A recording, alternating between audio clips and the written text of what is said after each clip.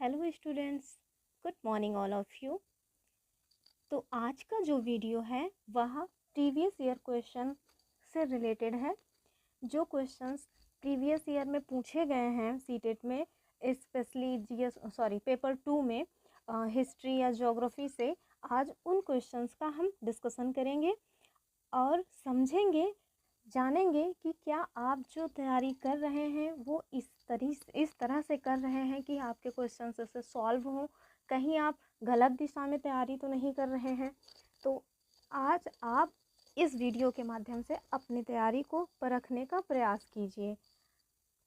चलिए स्टार्ट करते हैं पहले क्वेश्चन से।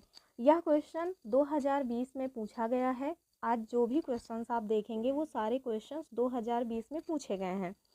मेरे पास अभी 2020 का ही पेपर अवेलेबल था। आगे मैं और भी जो क्वेश्चंस पूछे गए हैं उनका भी वीडियो बनाऊंगी ताकि आपको प्रीवियस ईयर क्वेश्चंस का एनालिसिस अच्छे से हो सके। तो ज़्यादा बातचीत ना करते हुए पहले क्वेश्चन से शुरुआत करते हैं। पहला क्वेश्चन में पूछ रहा है कि दो स्टेटमेंट्स दिए हुए हैं और ये कथन कारण का क्वेश्चन है। चलिए देखते हैं। पहला जो कथन है या स्टेटमेंट है उसमें बोल रहा है कि चोल मंदिर धार्मिक, सामाजिक एवं सांस्कृतिक जीवन के केंद्र थे। जबकि जो दूसरा कथन है उसमें बोल रहे हैं कि चोल कांस्य प्रतिमाएं देवी देवताओं की थी, पर कुछ प्रतिमाएं भक्तों की भी थी। इन्होंने ऑप्शन दिया हुआ है ए एवं बी दोनों सही हैं। ए का सही स्पष्टीकरण बी है। दूसरा ऑप्शन है ए एवं बी दोनों सही हैं किंतु ए का सही स्पष्टीकरण बी नहीं है। तीसरा ऑप्शन दिए हैं ए सही है किंतु बी गलत है, और चौथा ऑप्शन है ए गलत है किंतु बी सही है।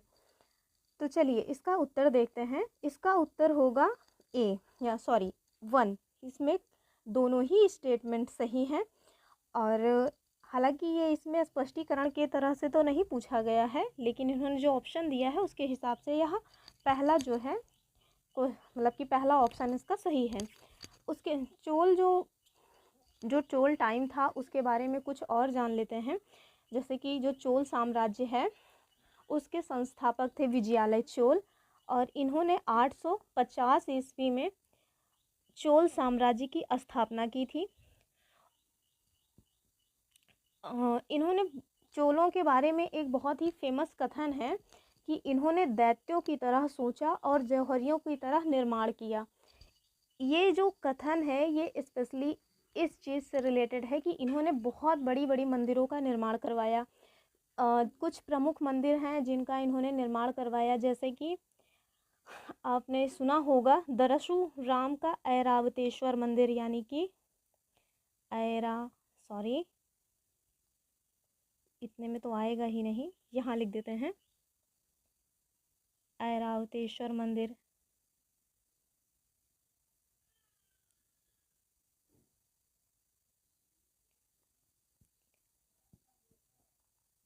और दूसरी मंदिर है गंगैकोंड चोलपुरम मंदिर। जबकि तीसरा मंदिर है बृहदेश्वर का मंदिर, यानी कि जो तंजौर में बना हुआ है बृहदेश्वर मंदिर।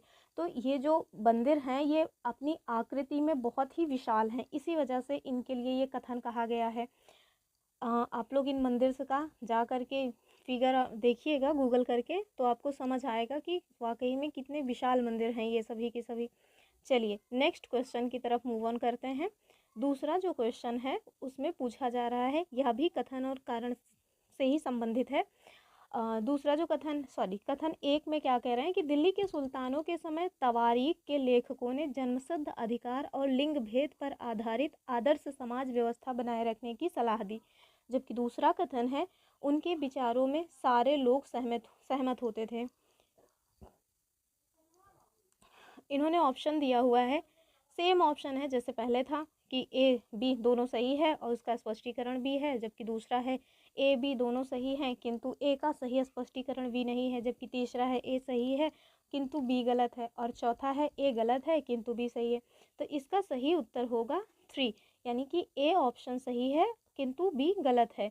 बी क्यों गलत है ये तो आप समझ ही सकते हैं कि आप कितना भी अच्छा विचार क्यों ना दें, पूरी सोसाइटी उस एक विचार से सहमत कभी नहीं हो सकती। क्योंकि अगर आपने बहुत ज़्यादा रूढ़िवादी विचार दिया तो जो आधुनिक विचारधारा वाले लोग हैं वो उससे सहमत नहीं होंगे, और अगर आपने जो विचार दिया वो बहुत आधुनिक है तो जो रूढ़िवादी विचारधारा वाले लोग हैं वो उससे सहमत नहीं होंगे।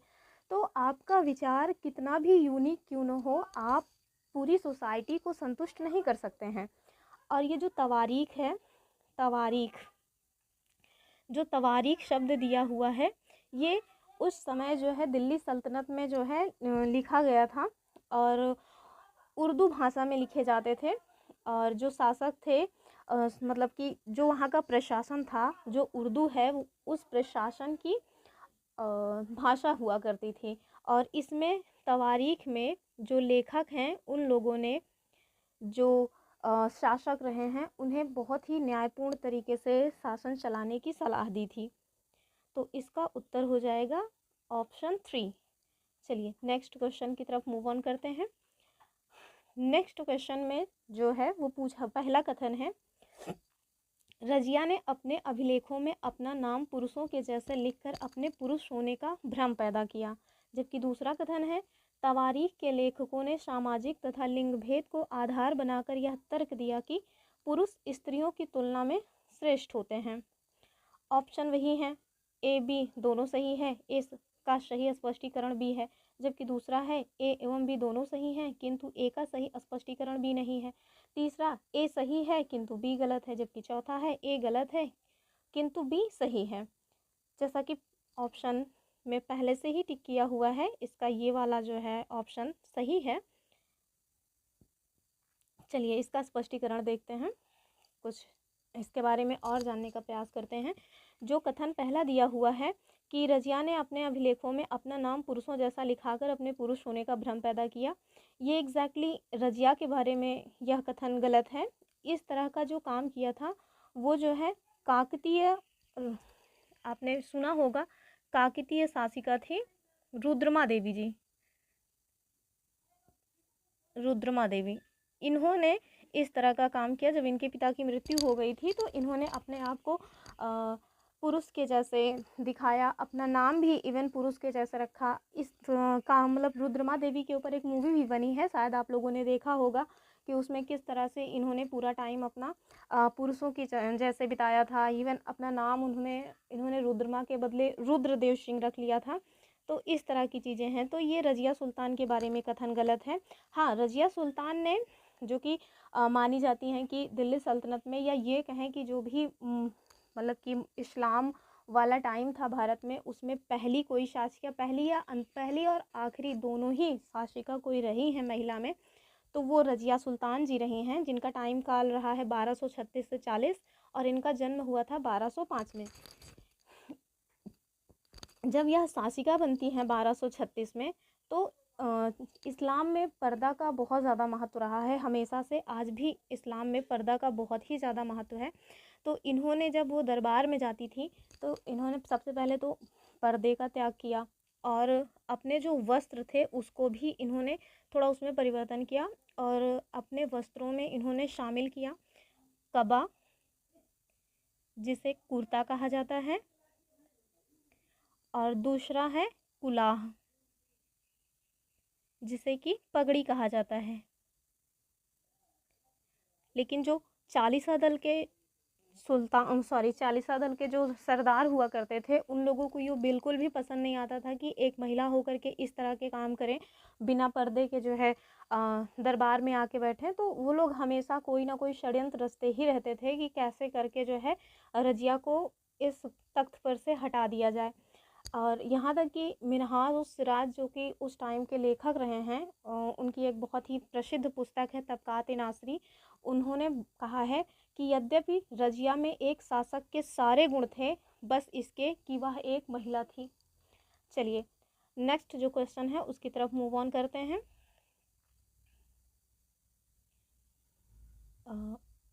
सॉरी, आई थिंक मैंने अभी इसका उत्तर नहीं बताया आपको। नहीं, उत्तर तो पहले ही बता दिया था, तो हो गया। चलिए आगे देखते हैं। 34 जो इसमें लिखा हुआ है उस क्वेश्चन को देखते हैं। इसमें भी कथन दिए हुए हैं, 2 कथन, और आपको जो है उसका आंसर जैसे ऑप्शन दिया है उसके हिसाब से चूज करना है। पहला कथन है, अकबर, जहांगीर और शाहजहां इन्होंने सुलह ए कुल यानी कि सर्वत्र शांति के विचार का शासन का सिद्धांत बनाया। और दूसरा है विभिन्न धर्मों से जुड़े हुए व्यक्तियों के साथ विचार विमर्श से अकबर की समझ बनी कि विद्वान धार्मिक रीति और मतान्धता पर बल देते हैं, वे अक्सर कट्टर होते हैं। तो इसका जो है, इसका भी आंसर जो है यही होगा कि कथन एवं कारण दोनों ही सही हैं। सॉरी।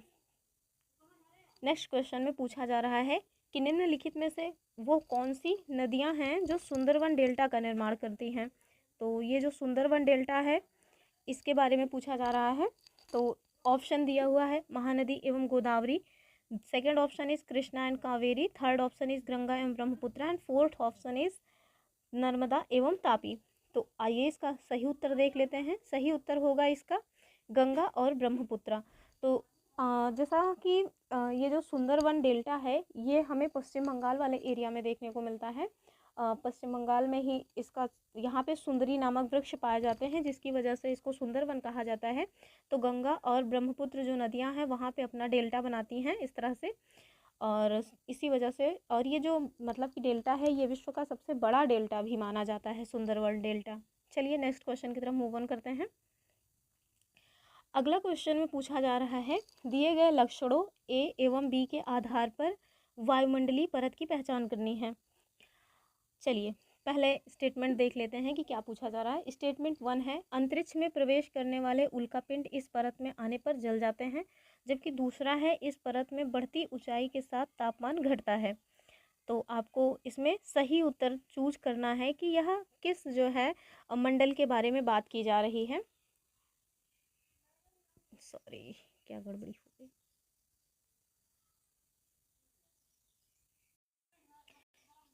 तो 46 में जो पूछा जा रहा है उसको देखते हैं।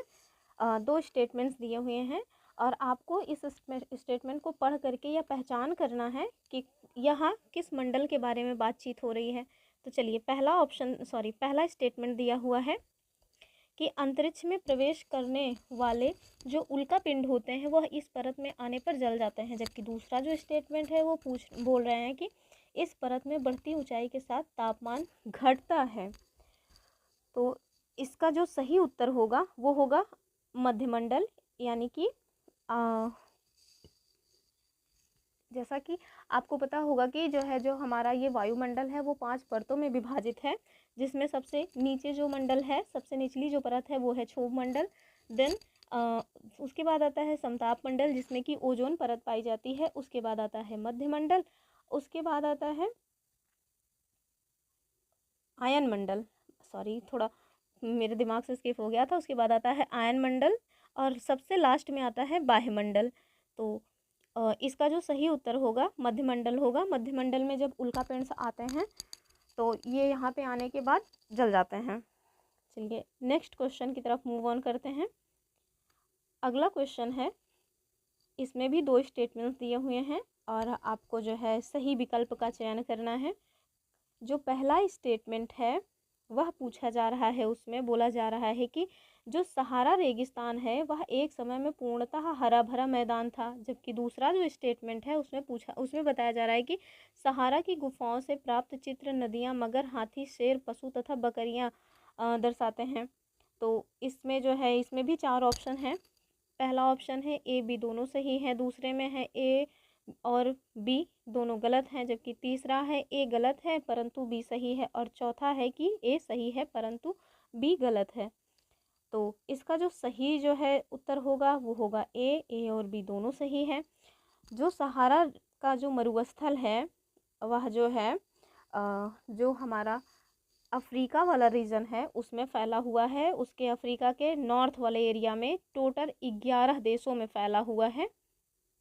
अगर आपको 11 देशों के नाम जानने हों तो उस टोटल 11 जो देश हैं उसमें आता है हमारा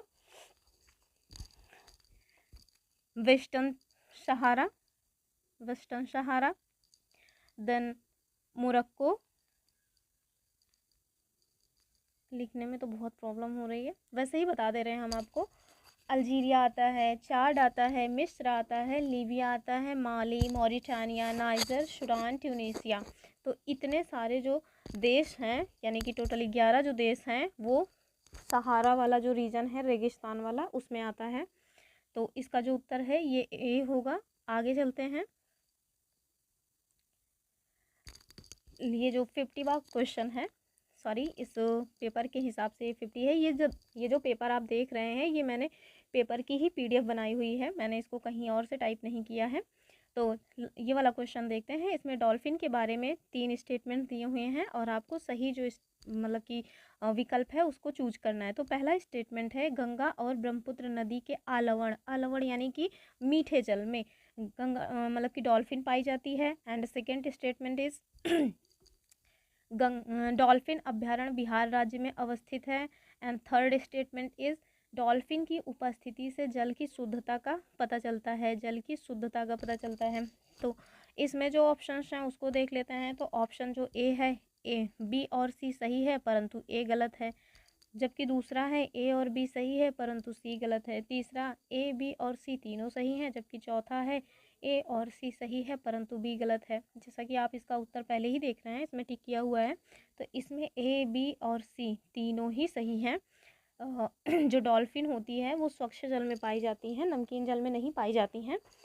डॉल्फिन के बारे में कुछ और भी फैक्ट्स हैं जिन्हें हम देख लेते हैं। जैसे कि जो डॉल्फिन है उसको बचाने के लिए, उनके संरक्षण के लिए 5 अक्टूबर को डॉल्फिन डे मनाया जाता है, डॉल्फिन डे मनाया जाता है। 18 मई 2009 को गंगा जो डॉल्फिन है, जो कि वो भी मीठे जल की ही डॉल्फिन है, उन्हें अपना मतलब कि इंडिया का राष्ट्रीय जलीय जीव घोषित किया गया था। राष्ट्रीय जलीय जीव गंगा डॉल्फिन है। और इसे जो है स्थानीय भाषा में शुशु नाम से भी जाना जाता है। तो ये कुछ फैक्ट्स थे जिन्हें आपको जानना चाहिए गंगा डॉल्फिन के बारे में। सॉरी, चलिए नेक्स्ट क्वेश्चन की तरफ मूव ऑन करते हैं। और ये जो क्वेश्चन है ये आज के सेशन का लास्ट क्वेश्चन है और इसमें मैं आपको एक फ़ोटो भी दिखाऊंगी जिससे आपको ये पता चलेगा कि वैसे तो इसमें ज़्यादातर जो क्वेश्चंस रहे हैं वो एनसीईआरटी से ही पूछे गए हैं, लेकिन अभी प्रमाण के तौर पर मेरे पास ये वाला प्रमाण उपलब्ध था तो मैंने इसे लगा दिया है, नीचे आपको देखने को मिलेगा। और ये आज का लास्ट क्वेश्चन भी है, तो चलिए इसको पढ़ते हैं। इसमें बोला जा रहा है कि एक महापाषाण काल में कब्र में 2 कंकालों के अवशेष थे। इन दोनों में से महिला के कंकाल का अनुमान लगाने हेतु क्या होगा? यानी कि हम यह कैसे पता करेंगे कि कौन सा कंकाल महिला का है? और इसके लिए इन्होंने